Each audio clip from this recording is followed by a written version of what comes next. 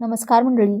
स्वामी महाराज तुमच्या सर्व चांगल्या इच्छा, मनोकामना पूर्ण करो ही स्वामी चरणी प्रार्थना करते आणि आजच्या या नवीन व्हिडिओला सुरुवात करते. आपल्याकडे भरपूर पैसा यावा असे सर्वांना वाटते. आपले जीवन श्रीमंत आणि उच्च लोकांमध्ये उठणे असावे असे सर्वांना वाटते. त्यासाठी सर्वांचे आपापल्या परीने प्रयत्न चालू असतात. परंतु सर्वांच्या प्रयत्नाला यश येते असे नाही. काही व्यक्ती थोडे कष्ट केले तरी भरपूर पैसे मिळवतात, खूप श्रीमंत होतात. परंतु काही व्यक्ती कितीही कष्ट आणि मेहनत घेतली तरी त्यांची परिस्थिती सुधारत नाही. त्यांची गरिबी कधीही त्यांची पाठ सोडत नाही. आपल्या घरातून लक्ष्मी कधीच जाऊ नये यासाठी आपल्या घरात काही गोष्टी नक्की कराव्यात.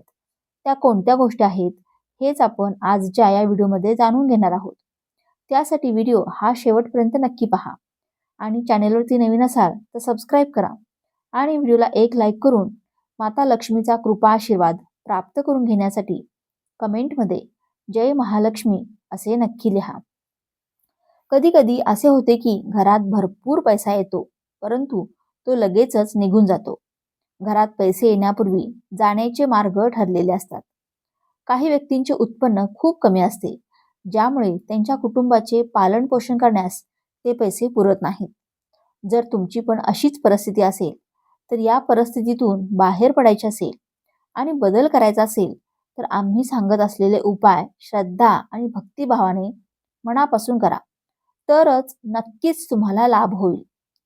कोणतेही कार्य मनापासून केले, श्रद्धेने केले आणि ते कार्य करण्यापूर्वीच आपल्याला विश्वास असला पाहिजे की हे काम माझे होणारच आहे, मी करणारच आहे, असा घट्ट विश्वास असला पाहिजे. तरच आपले ते कार्य संपन्न होईल. मनात श्रद्धा आणि विश्वास ठेवून हे कार्य करावेत. फक्त 2च महिन्यात तुम्हाला या सर्वांचा प्रभाव जाणवेल की तुमच्या आर्थिक परिस्थितीत किती बदल झाला आहे. उत्पन्नाचे विविध मार्ग दिसतील, उत्पन्नात वाढ होईल, कर्जाला आळा बसेल, पैशाला पैसा लागेल, बचत होईल आणि आपण कर्जापासूनही मुक्त व्हाल. चला तर मग जाणून घेऊयात कोणते आहेत ते उपाय. नंबर 1, मीठ. घरातील मीठ म्हणजे साक्षात देवी लक्ष्मीचे प्रतीक आहे. घरातील मीठ पूर्णपणे कधीही संपून देऊ नका. बरणीत मीठ शिल्लक ठेवा. मीठ संपण्यापूर्वी मिठाचे 1 पॅकेट आणून ठेवा. परंतु मिठाच्या बाबतीत काही गोष्टी लक्षात ठेवा. ज्या दिवशी शनिवार आहे त्या दिवशी मीठ कधीही खरेदी करू नये. शक्यतो मिठाची बरणी अर्ध्यापेक्षा खाली जाऊच देऊ नये. त्याआधीच बरणीत मीठ भरावे.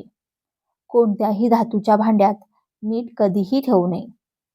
तसेच सायंकाळच्या वेळी कोणालाही मीठ देऊ नये.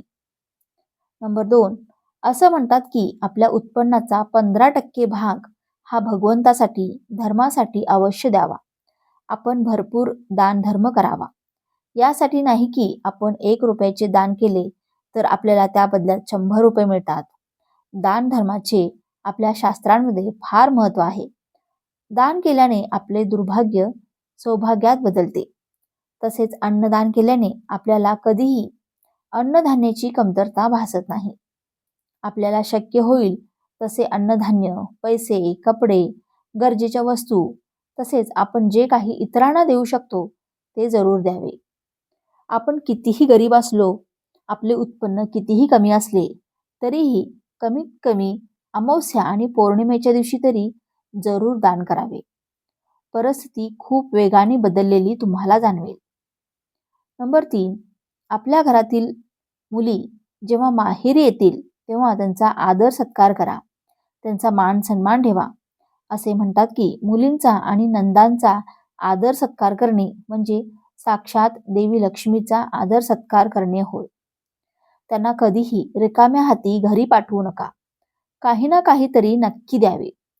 साडी, शृंगाराचे सामान, पैसे, तुम्हाला जे काही शक्य होईल, तुम्हाला योग्य वाटेल ते त्यांना जरूर द्या. इतरांना देण्यापेक्षा आपल्या मुलींना, नंदांना दिल्याने त्याचे पुण्य अधिक पटीने मिळते. त्यांचे शुभ आशीर्वाद आपल्याला नेहमी प्राप्त होतात. मुलीने नेहमी हसत खेळत आपल्या घरून गेले पाहिजे. ज्या घरातून मुली रडत ओरडत जातात त्या घरात कधीच बरकत होत नाही. म्हणून मुलींचा आणि नंदांचा नेहमी सन्मान करा. त्यांना जे शक्य होईल ते देण्याचा प्रयत्न करा. त्यांना नेहमी आनंदी ठेवा.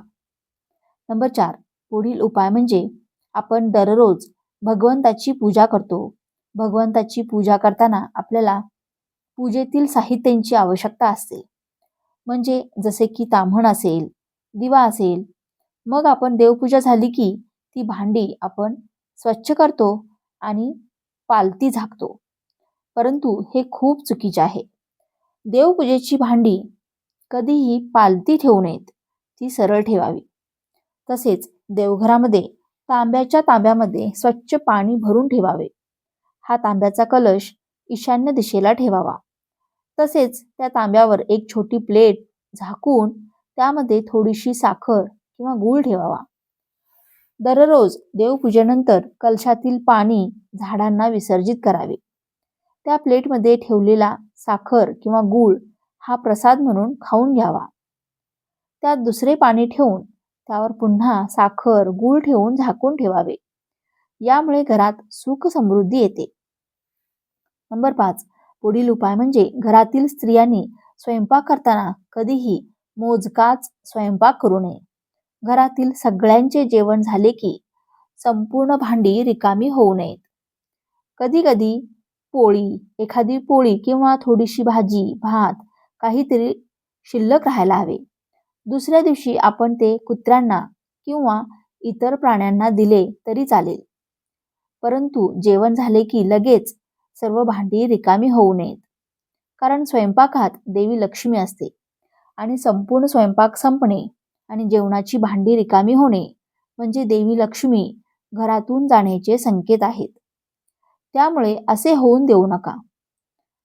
आपली देवपूजा झाली की आपण लगेच देवाची आरती करतो. हे खूप शुभ आहे. आरती करताना 2 कापुराच्या वड्या आणि लवंग टाकून घंटा वाजवत वाजवत संपूर्ण घरातील खोलीत कापूर फिरवावा. कापुराच्या सुगंधाने आणि घंटाच्या आवाजाने आपल्या घरातील संपूर्ण नकारात्मक ऊर्जा घराबाहेर निघून जाते आणि घरात सकारात्मक ऊर्जेची निर्मिती होते. जेव्हा घरात सकारात्मक ऊर्जा असते तिथे देवी लक्ष्मी आगमन करते आणि देवी लक्ष्मीचा अखंड वास राहतो. म्हणून देवपूजानंतर घरातील प्रत्येक कोपऱ्यात कापूर आरती व घंटा फिरवावी. नंबर 6, पुढील उपाय म्हणजे आपल्या घरात दररोज जो स्वयंपाक बनतो तो बनलेला स्वयंपाक जेवण करण्या अगोदर देवाला नैवेद्य दाखवावा व नंतर जेवण करावे. यामुळे घरातील सदस्यांचे आरोग्य चांगले राहते. नंबर 7, आपल्या दाराशी गाय आल्यास तिला पोळी व गूळ न देता हकलू नये. कारण गाय आपले दोष आणि संकट हरण करण्यासाठी येते. कारण गाय हे लक्ष्मी मातेचे स्वरूप आहे. गायीला गूळ व पोळी अवश्य द्यावी. नंबर 8, पैसे मोजताना कधीही थुंकी लावून मोजू नये. लक्ष्मीचा अपमान होऊन ती रुसते. पोथीची पाने, ग्रंथाची पाने बोटाला थुंकी लावून उलटू नये, ते अशुभ असते. नंबर 9, हातात रोख रक्कम पडली की ती प्रथम घरी आणून देवापुढे ठेवावी. कुठल्याही परिस्थितीत त्यातील 1 रुपयाही खर्च करू नये. दुसऱ्या दिवसापासून खर्च करण्याला सुरुवात करावी. नंबर 10, संध्याकाळनंतर विशेषतः दिवे लागणीनंतर कोणालाही पैसे देऊ नये. मोठी खरेदी सूर्यास्ता अगोदर करावी. सूर्यास्तानंतर मोठी खरेदी केल्यास आणि पैसे दिल्यास लक्ष्मी नाश पावते. राहूच्या होऱ्यात पैसे देणे घेणे हा व्यवहार करू नये. नंबर 11, उत्तर दिशा ही धनाची दिशा आहे. या दिशेला सजावटीचा फवारा किंवा फिश टँक ठेवल्याने घरात सतत पैसा येत राहतो व तो सत्कारणी लागतो. नंबर 12, कपाट किंवा तिजोरीवर कोळ्याचे जाळे, कचरा, भंगार किंवा इतर वस्तू ठेवू नये. नंबर 13, दिवाळीमध्ये जसे लक्ष्मीपूजन करता तसेच दर अमावस्येला करावे. व्यवसायाची घसरलेली गाडी रुळावर येईल. नंबर 14, लक्ष्मी कृपेसाठी घरातील अन्न व दूध नेहमी झाकून ठेवावे. दर गुरुवारी तुळशीला थोडेसे कच्चे दूध अर्पण करावे. यामुळे घरात लक्ष्मीचे कायमस्वरूपी वास्तव्य राहते. नंबर 15, गल्ल्यात एखादी तरी कवडी नक्की ठेवावी. गल्ल्यामध्ये पैशांचा ओघ सुरू राहतो. नंबर 16. तिजोरीत, गल्ल्यात किंवा बँकेत रोख रक्कम ठेवताना महालक्ष्मीच्या नावाचा जप अवश्य करावा. नंबर 17. जो मळकट कपडे घालतो, दात स्वच्छ घासत नाही, कठोर बोलतो, जास्त जेवतो, सूर्योदय व सूर्यास्तावेळी झोपतो, त्याला लक्ष्मी सोडून जाते. नंबर 18. मुख्य दरवाजाच्या उंबरठ्यावर कुंकू आणि कुंकवाने लक्ष्मीची पावले काढावी. सूर्योदयाच्या वेळी लक्ष्मी घरात अतिथी रूपात प्रवेश करते आणि परत जाण्याचे कधीही नाव घेणार नाही. नंबर 19. जे लोक ओल्या पायाने झोपतात, नग्न अवस्थेत झोपतात, त्यांच्या घरात लक्ष्मी येत नाही. नंबर 20. घरातून कामानिमित्त बाहेर पडताना शर्टाच्या वरच्या खिशात थोडे तरी पैसे नक्की ठेवावे. मोकळ्या खिशाने कधीही घराबाहेर पडू नये, कारण पैसा पैशाकडे जातो. हा लक्ष्मीचा सर्वात मोठा नियम आहे. नंबर 21. जी व्यक्ती सूर्योदयापूर्वी उठून स्नान करते, देवपूजा करून कामधंद्यात सुरुवात करते, त्या व्यक्तीवर लक्ष्मीची सदैव कृपा राहते. नंबर 22. तिजोरीचा दरवाजा उत्तर दिशेला उघडेल असा असावा. तिजोरीच्या वर जड सामान ठेवू नये. तिजोरी बीम खाली ठेवू नये. तिजोरीत श्रीयंत्र आवर्जून ठेवावे. लक्ष्मी प्राप्तीसाठी फलदायी असते. नंबर 23. पैशासंबंधीच्या कामासाठी निघताना उजवा पाय घराबाहेर टाकून निघावे. गणेश मंदिरात जाऊन गणपतीला लाल फूल वाहावे आणि एखाद्या अपंग किंवा भिकाऱ्यास पैसे देऊन त्याचे मन संतुष्ट करावे, म्हणजे यश मिळते. नंबर 24. लक्ष्मी प्राप्तीसाठी दररोज मूठभर भाजलेले चणे कबुतरांना किंवा इतरांना खायला घाला. त्वरित अनुभव येईल.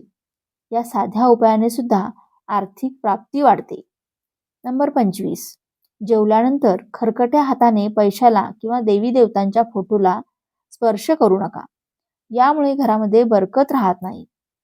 कितीही पैसे कमावले तरी ते पैसे घरामध्ये टिकत नाहीत. नंबर 26. घरामध्ये अन्न वाया जाणार नाही याची काळजी घेतली पाहिजे, कारण वाया जाणारे अन्न शाप देते.